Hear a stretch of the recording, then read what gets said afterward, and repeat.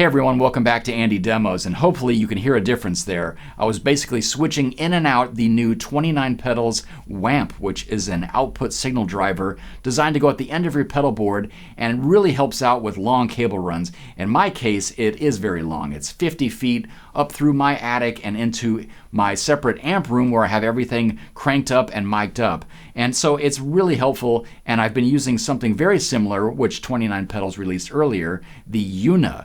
So in this video, I'd just like to show you both of them and their applications because they really are a great tool for any pedal board or studio setup. So let's get into it. The EUNA and OAMP are studio quality input and output drivers loaded with switchable true bypass loops to accommodate a wide variety of rigs, pedal boards, and studio setups. Both of these pedals can be thought of as utility boxes to protect and condition your instrument signal from start to finish. EUNA, which stands for Elite Unity Amplifier, is a console-grade dual-stage driver that focuses entirely on preserving the front end of your signal chain. The detail and snap of your strings will be restored, not to mention enhanced if you choose to use one of its 3 onboard filters. Each pedal has a similar layout with an input, output, and send and return. This means there's an effects loop that engages when the EUNA or OAMP is bypassed. Some obvious applications would be to place your fuzz that wants to be first in the chain in this loop. You can also treat this as an alternative pedal loop and string together some pedals and activate them all at once with a single stomp. OAMP has a similar design that preserves the integrity of your signal all the way to your amplifier. The input and output stages each have low and high settings. It can push 20 decibels of clean output and provide a total of 29 decibels of gain to drive an amplifier. Like the EUNA, the tonal changes on the OAMP are designed to be subtle yet useful.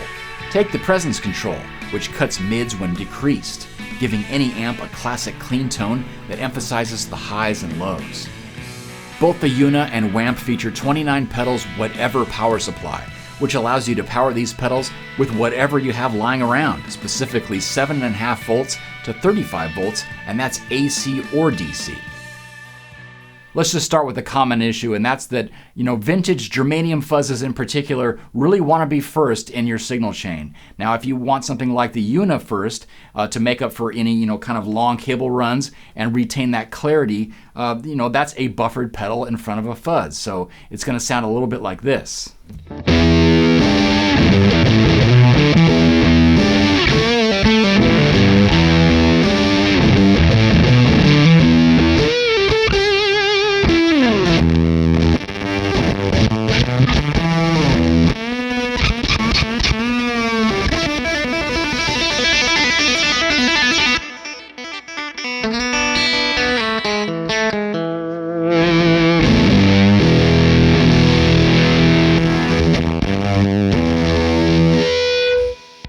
Just squishy and mushy and very gross, and it really messes up the cleanup factor with your guitar's volume knob. So here's where having that separate effects loop when you bypass the EUNA is very helpful, because basically both pedals can exist as the first pedal in your chain. So let's throw the fuzz face in the loop and switch between a buffered output and the bypass signal, which is going to be the fuzz in the loop.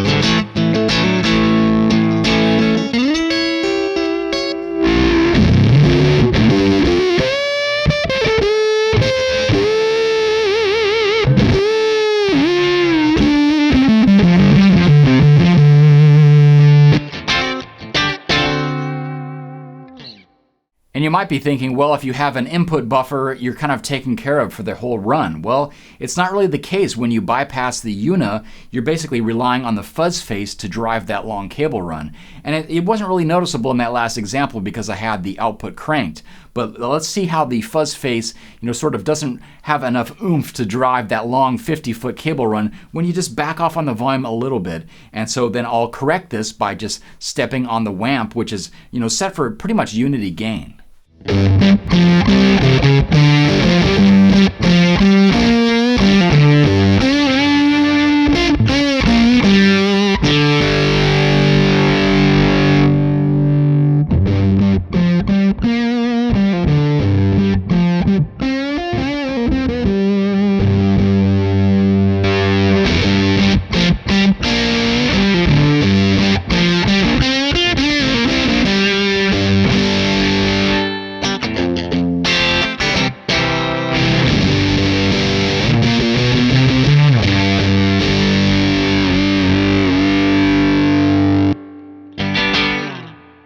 Now I mentioned the WAMP at unity gain, but you could actually go far beyond that and also change the tonal flavor, and you could kind of influence how your pedals before it are driving your amplifiers.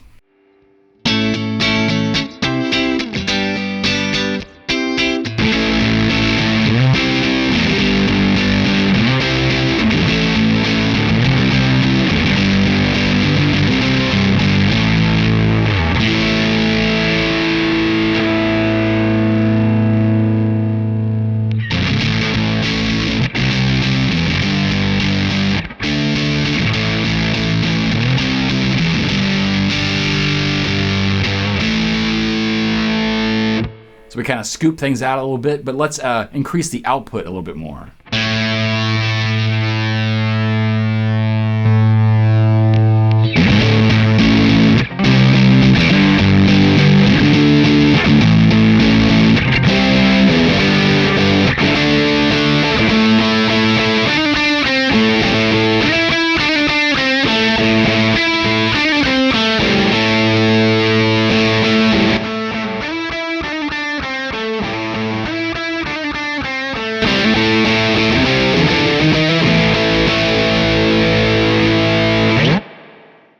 And since I am playing through that Fender amp, let's just darken the output stage of the WAMP and see how it affects the tone of the Rattler.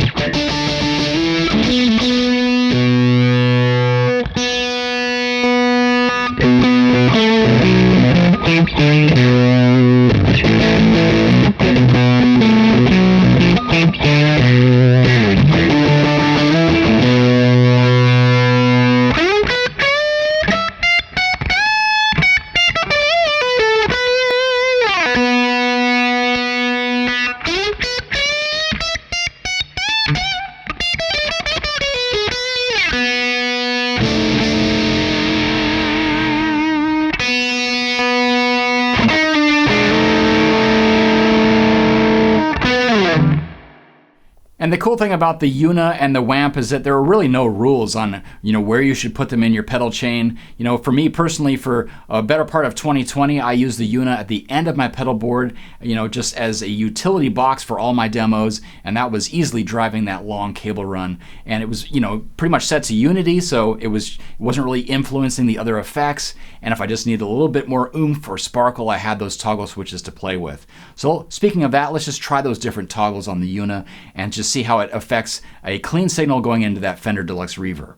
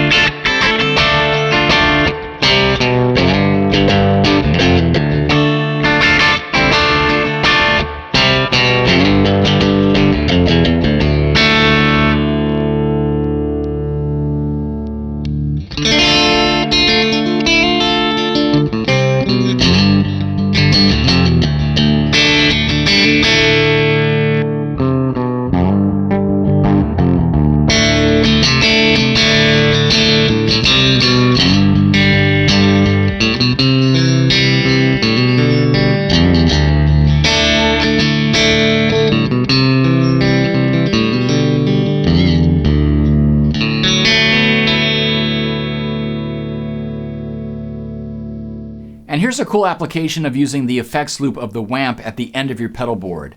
Rather than just stacking multiple buffers, which is pretty much what you're doing with each gain stage, you could just switch gears and go to, say, a different preamp pedal and bypass that output stage of the WAMP.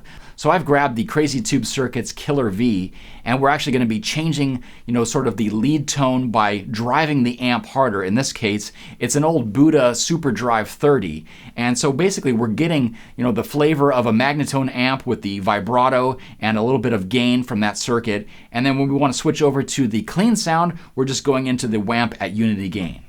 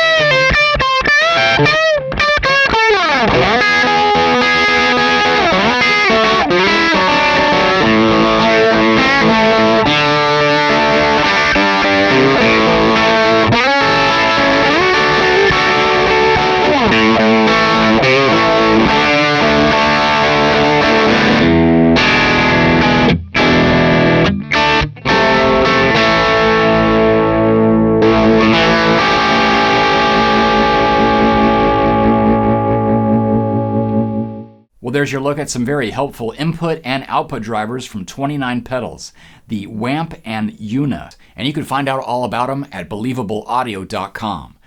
Thanks for watching, and I'll see you for another Andy demo.